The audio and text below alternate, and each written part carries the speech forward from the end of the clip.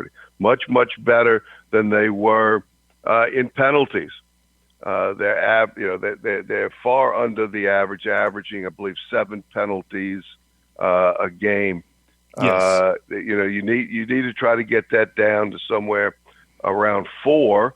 Is 0 is the ideal number, but 4 or less is what good teams are usually capable of doing. So the Saints are above that, but they're not in that double digit. Remember, in the beginning of preseason, they'd be 12, 14, 17 or so penalties. So they've cut that down.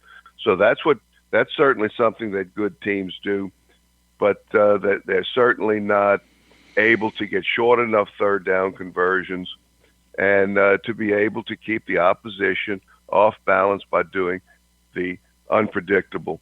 And as good as the Giants' defense is, the Giants' defense is going to be a top 10 defense by the end of the year, if not higher. The Oakland Raiders' defense has no semblance of being a good NFL defense. They're worse than bad. Yep. Oh, they're bad. Yeah. I told Kyle that before that Raiders game. I called Kyle right before that Raiders game, Dad. I said, Kyle, this Raiders, I don't know what the press is talking about, and studying the film on the Raiders.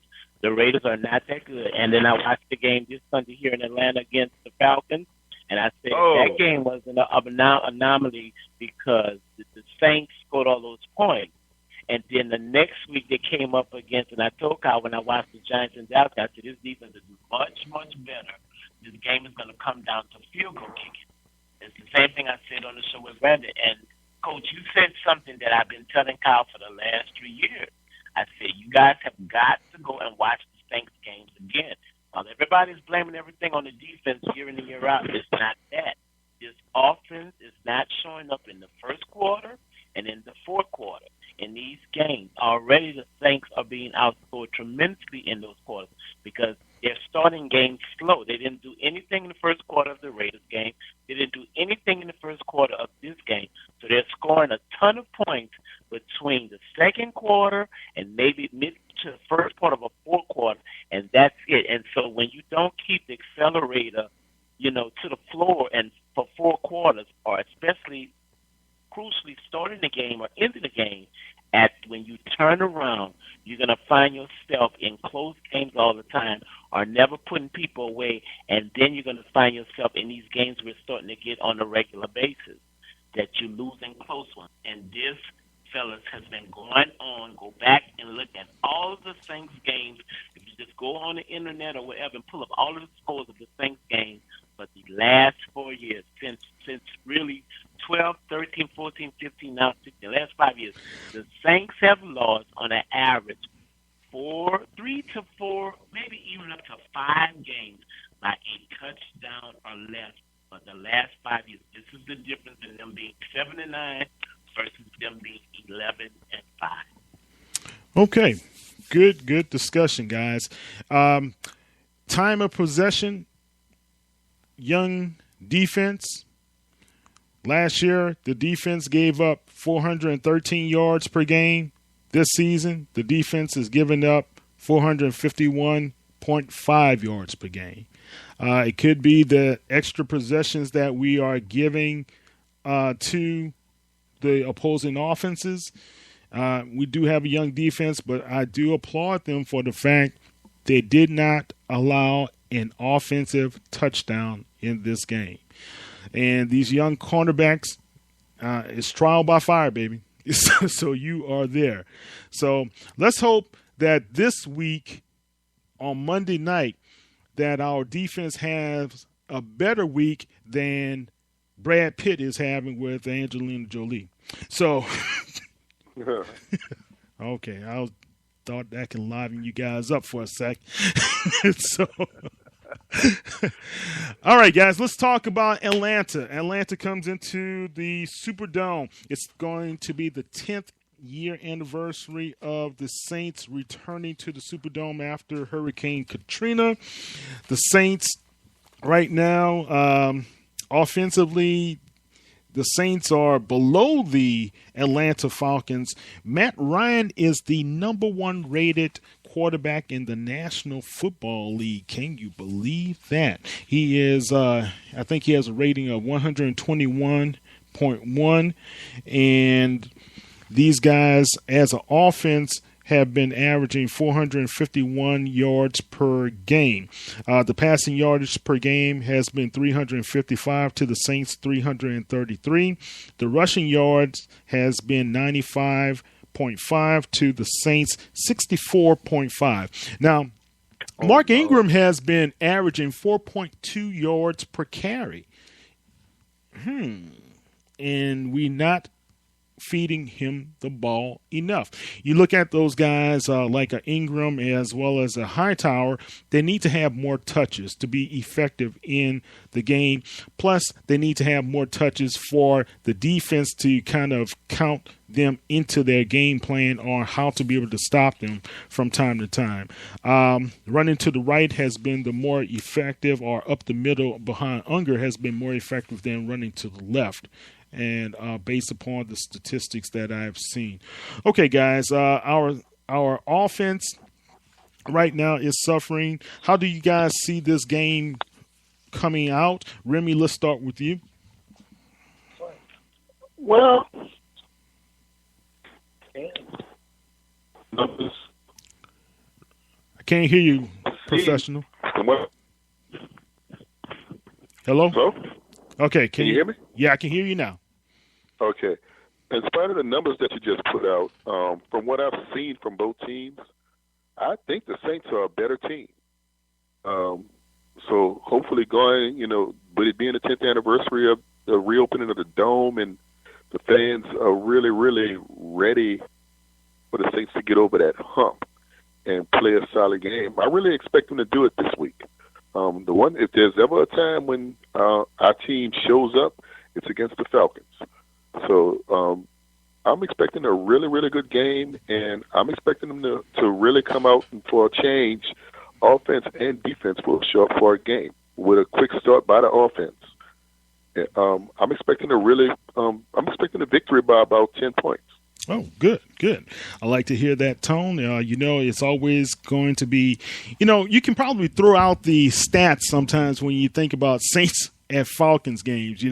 It's going to be who's going to really have the bigger heart in the more crucial situations, but we still have to play the game. Brendan, I have a prediction as well. Well, hey, we'll come around. Remy Thomas in the house. We're going to come around to that prediction later. We're going to come around later, all right? All right, BB. Remy Thomas is here. Yeah, Remy Thomas. Okay, BB, how do you see the game? Well, honestly, it being the 10-year anniversary of the Dome reopening, you're hoping for the best. And I think the guys there from 06 and Jari Evans and Streets and Breeze and obviously Coach Payton, they don't really have to say much to these young guys who haven't been there for very long on how important this game is, not only for the team but for the city of New Orleans, celebrating the rebirth and all this great things that came with the reopening of the Dome 10 years ago. I think, and the stat that you just threw out with Mark Ingram averaging 4.2 yards a carry, most of you guys know on the panel, I love Mark Ingram. I know there's a lot of guys that don't that are Saints fans. I think Mark Ingram has all the potential in the world to be a Pro Bowl running back. But, as Deuce said, I believe as Deuce said, correct me if I'm wrong, but he's only touching the ball like 9 times a game. How do you expect him to get back to that Pro Bowl level that he was at a few years ago when he's not touching the ball? He's averaging 4.2 yards a carry on only 21 touches. Yeah, 21 touches. That's it. That's it. And yes, the 4.2 is impressive, but how do you expect him to be able to get back to that level and be a crucial part of your offense? And people also forget he caught 50 passes last year out of the backfield for the Saints. So I think we got to get Ingram a little more involved. I agree that I think the Saints are the better team. You look at who Atlanta played, and yeah, they played the Raiders, and we lost to the Raiders, but they also played Tampa Bay, and I'm still not sold on Tampa Bay. I think the Saints have a much better team on the offensive side of the ball. The defensive side is going to be scary. Obviously, Julio Jones on the other side for the Atlanta Falcons, and I'm assuming that'll be Sterling Moore's job. Sterling Moore essentially lined up verbatim across from Odell Beckham last week. I like the Saints' chances. Hopefully they can bring some balance. I think it's the one thing we've been pounding this entire broadcast has been they got to find balance on the offensive side of the ball, run the ball a little more, make third downs easier. I think with the situation, it being the 10-year anniversary of the Dome, and I think if the Saints can go and make a more balanced attack, that they'll win this game by a good margin. But the one concern I'm going to have is if the Saints have to put up 35 points in this game, I don't know how it's going to go. I'm going to go on the positive side, and the Saints win by about 10 points.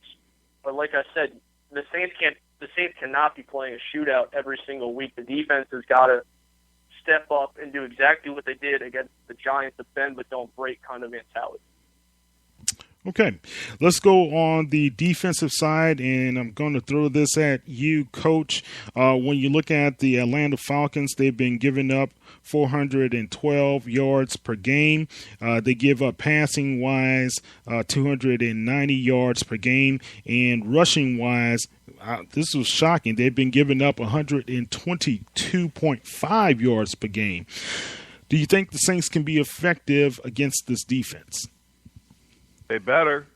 I mean, it's whether we want it to be a shootout or not, it's going to be. I don't have any doubt in my mind. The one thing that the Saints defense is doing right now that is better than last year, there's actually two things, but one of them is that they're actually tackling significantly better. The improvement in athleticism, especially at the linebacking position, has shown up, and their defensive backs, all of them, are willing to tackle. So the tackling last week is the only thing defensively that kept them in the game. They really limited the yards after catch last week, and that's what made the Giants take the long way. The Saints didn't turn the ball over, and they punted the ball well with Thomas Morstead, gave the Giants a long field, and the defense would rally to the ball and tackle.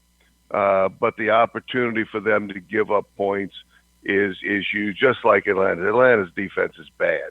And Dan Quinn was a defensive coordinator at Seattle. In fact, it's remarkable that the head coach at Jacksonville was a defensive guy from Seattle, and Dan Quinn is a defensive guy from Seattle. Guess what neither one of us has been able to do? Defense. Get the defenses to play like Seattle. So, there's some things missing there. I don't think Pete Carroll gives them all the answers before they leave. I think he keeps something in reserve the whole time.